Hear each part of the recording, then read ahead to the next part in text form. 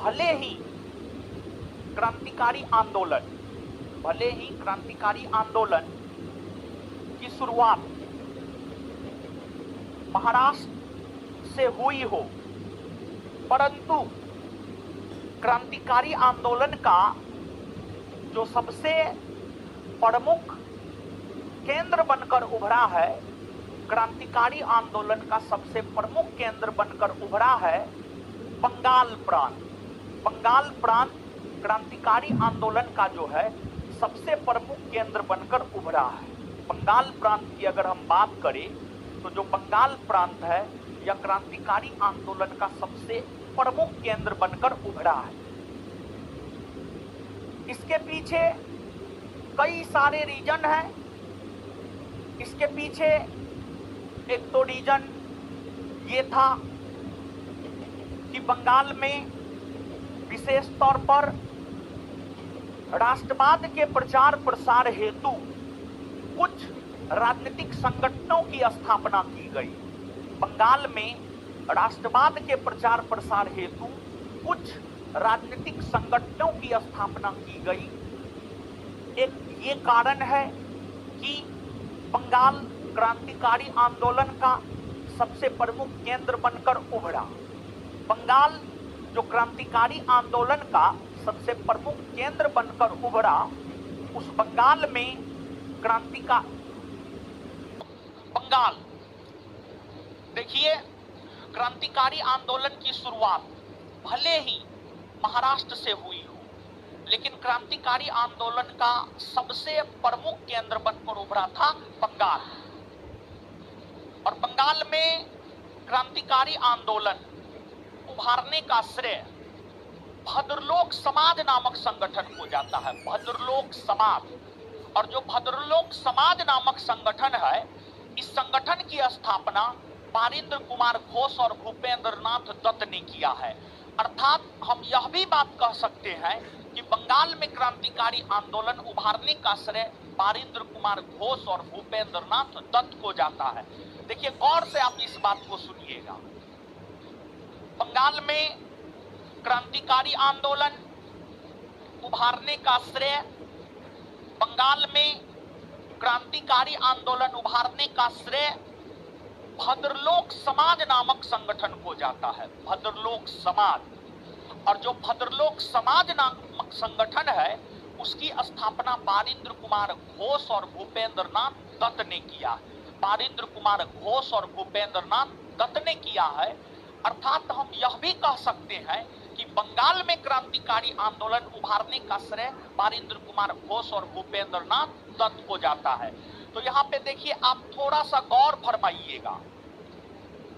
अगर प्रश्न राजनीतिक संगठन के संदर्भ में हो कि किस राजनीतिक संगठन ने बंगाल में क्रांतिकारी आंदोलन को उभारा, तो आंसर हो जाएगा भद्रलोक समाज।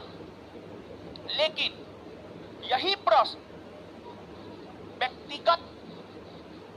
व्यक्तिगत तौर पर क्रांतिकारी से संबंधित हो कि किन क्रांतिकारियों ने बंगाल में क्रांतिकारी आंदोलन को उभारने का काम किया, तब इसका उत्तर हो जाएगा बारिंद्र कुमार घोष और भूपेंद्र नाथ दत्त।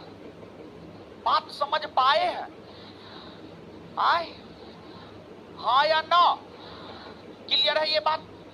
अब देखिएगा, जो बारिंद्र कुमार घोष थे और जो भूपेंद्र नाथ दत्त थे, इन दोनों ने कई सारी पत्र पत्रिकाएं, इन दोनों ने कई सारे अन्य क्रांतिकारी संगठन की स्थापना किया।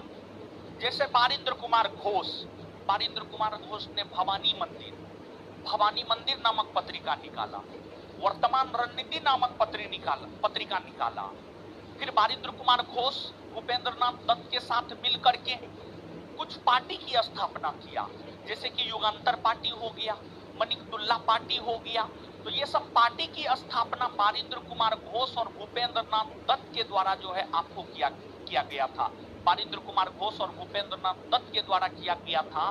तो कुल मिलाकर के हम आपको यहाँ पर यह बात बतलाना चाह रहे हैं कि जो बारिंद्र कुमार घोष और भूपेंद्र नाथ दत्त थे, ये लोग जो है आपको अलग अलग प्रकार के राजनीतिक संगठन, अलग अलग प्रकार की पत्र पत्रिका के माध्यम से, अलग अलग प्रकार के राजनीतिक संगठन और अलग अलग प्रकार के पत्र पत्रिका के माध्यम से भारत के भीतर क्रांतिकारी आंदोलन को चलाने का काम किया। और इन दोनों का, पारिंद्र कुमार घोष और भूपेंद्र नाथ दत्त का यह मानना था कि अगर भारत की 30 करोड़ जनता अपना 60 करोड़ हाथ ऊपर खड़ा कर ले तो ब्रिटिशों को भारत छोड़कर जाना पड़ेगा। यानी उनका इशारा इस और था कि अगर भारत के लोग अंग्रेजों का साथ नहीं देगा तो अंग्रेज स्वयं भारत छोड़कर चला जाएगा, ऐसा पारिंद्र कुमार घोष और भूपेंद्र नाथ दत्त का मानना था। और आपको पारिंद्र कुमार घोष और भूपेंद्र नाथ दत्त के द्वारा जो युगांतर समिति या युगांतर पार्टी नामक क्रांतिकारी संगठन की स्थापना की गई थी, युगांतर पार्टी नामक क्रांतिकारी संगठन ने एक अन्य घटना को अंजाम दिया जिसका इतिहास में काफी ज्यादा बखान किया जाता है।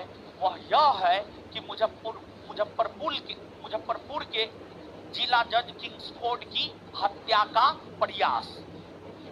देखिए, हम आपको कल के सेशन में भी ये बात समझाए थे, जो क्रांतिकारी थे, क्रांतिकारी की अगर हम लोग बात करें, जो क्रांतिकारी थे, क्रांतिकारी की अगर हम लोग बात करें तो क्रांतिकारी ऊंचे ओहदे पर बैठे अधिकारी को टारगेट किया करता था, ऊंचे ओहदे पर बैठे अधिकारी को टारगेट किया करता था और न्यायाधीश को तो काफी ज्यादा टारगेट किया करता था।